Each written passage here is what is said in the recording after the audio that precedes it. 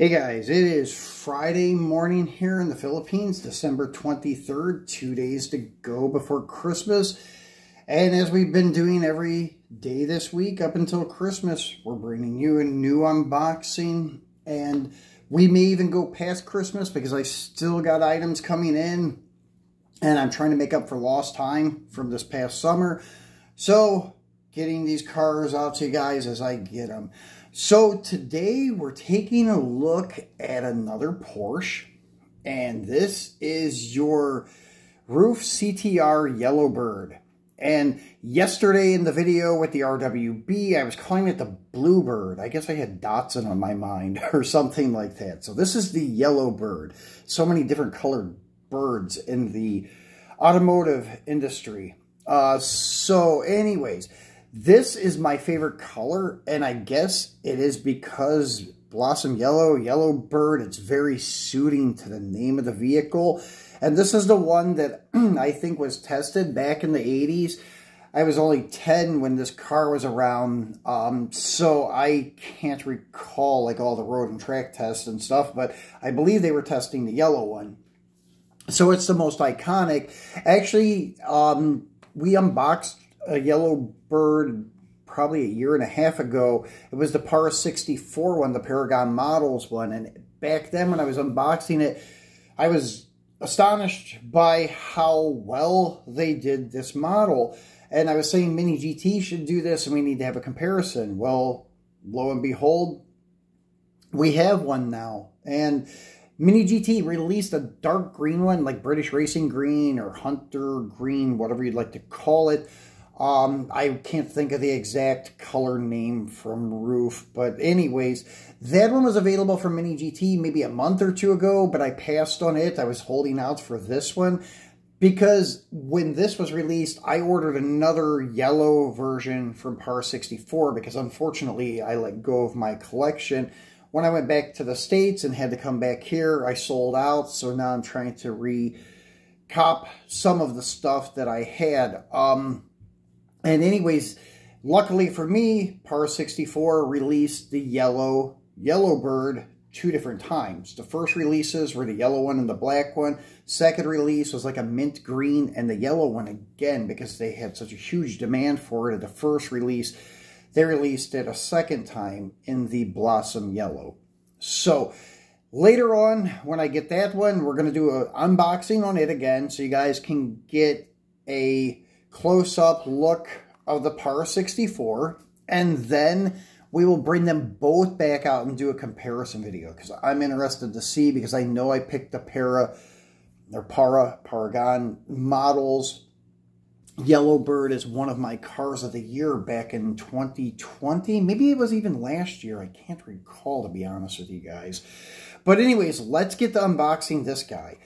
So this is your Mini GT RUF CTR 1987 in Blossom Yellow. So I say RUF Porsche, but they just call it the RUF CTR. And then on the Paragon, it also was indicated as Yellowbird. Here they don't say that.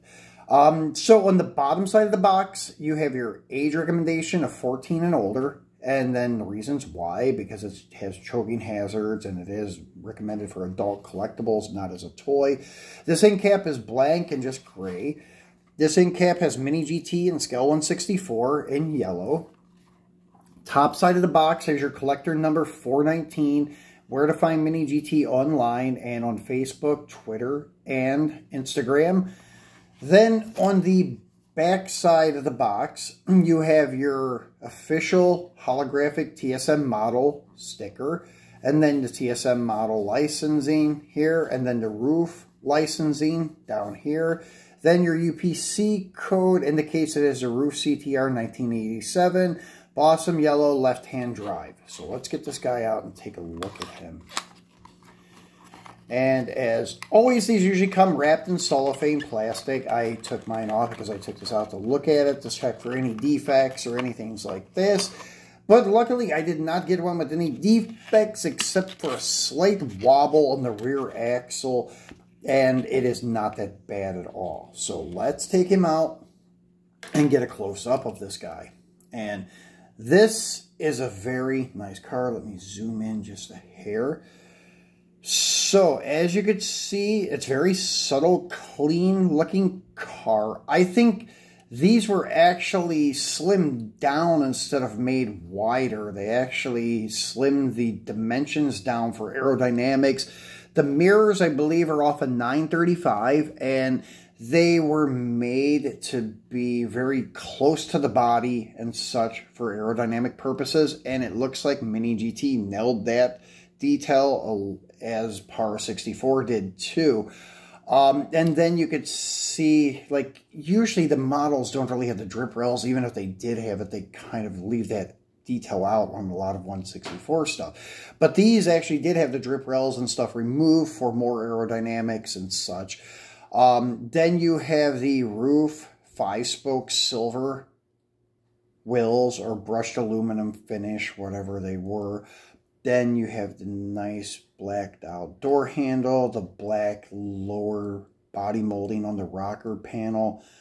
Going around to the back side, you have all the vents in the rear bumper cover, the exhaust cutouts, roof vanity plate, roof decal, or not decal, but emblem on the hood.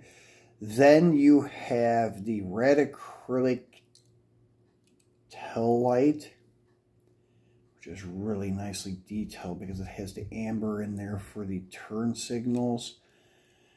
And once again, you have all the vents in the bumper cover, which is really phenomenal for the scale to have that there. Then nice detail on the metal base with button head Phillips screws holding it together. You have details of your exhaust, your transaxle independent rear end, the ridges in the floorboard and your front independent suspension. Moving along to the front, you have acrylic headlight lenses, nice detail with the front marker lights and fog lights, I believe that's what those would be. Your cowl vents, detailed wiper embossed into the window. And let's see, I'll show you guys a slight little wobble. And this is about as bad as it gets with Mini GT. I've had some that were bad that I had to take apart, but I could bend the axle back actually. But as you could see, maybe not in the video, the rear has a slight little wobble to it, but nothing major, and it rolls pretty good. So that is your RUF Yellowbird from Mini GT. So in a couple days, I should have the Par 64 again, and we'll unbox that in a video on its own, and then the very next day, we'll bring both of them back out for a comparison. Tomorrow, for Christmas Eve, I have a premium Hot Wheels car from the Car Culture series. It is a new casting for 2022. Pretty cool little car. I'm not going to tell you yet what it is. Surprise for tomorrow. So we'll unbox that on Christmas Eve, and I'm not sure what we have in store for Christmas Day, but yes, we will be unboxing one on Christmas Day too. Maybe Mini GT, maybe Hot Wheels, just depends what we get in. And we're probably going to go past Christmas Day with our unboxings. We may miss 1 or 2 days in case the logistic services stop because of the holiday and such. But yeah, I have a lot of stuff coming up. I'm just trying to make up for lost time over the summer.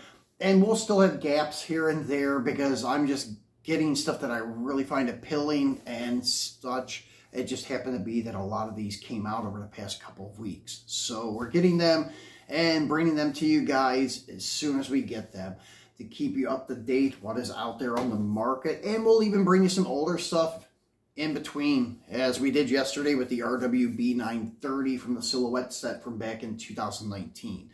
So be sure to tune back in tomorrow on Christmas Eve, guys, and have a happy Friday, or I'm sorry, happy Friday. I'm sorry, kind of losing track of the days.